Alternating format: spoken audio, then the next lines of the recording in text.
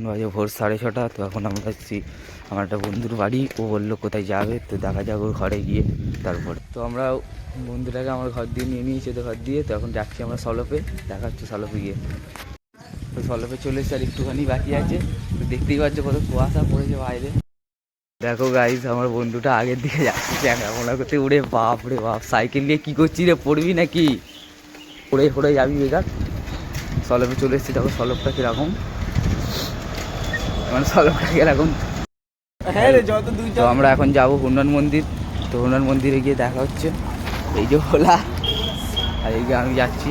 এখানে সাইডে একটা ব্রিজ আছে, ব্রিজ দিয়ে গেলে ওদিকে বাঁকড়া পড়বে। তখন আমরা যাচ্ছি হনুমান মন্দির। হনুমান মন্দিরের সামনে গিয়ে শুরু হলো। তো আমরা চলে এসেছি, আর কিছুটা গেলেই হনুমান মন্দির পড়বে আগে। তো আগে গিয়ে দেখা হচ্ছে। তোমরা এখানটা এই দেখো, আমরা এখান দিয়ে যাচ্ছি। হাই রোড আছে এই সাইডেও, এদিকে একটা হাই রোড আছে, ওদিকে একটা হাই রোড আছে। ভর্তি কুয়াশাই কুয়াশা, যা ঠান্ডা লাগছে অনেক। ভিতরে এখনো গেট খোলেনি। অন্য কোনো ব্লগে দেখা হচ্ছে, ততক্ষণে রাধে রাধে।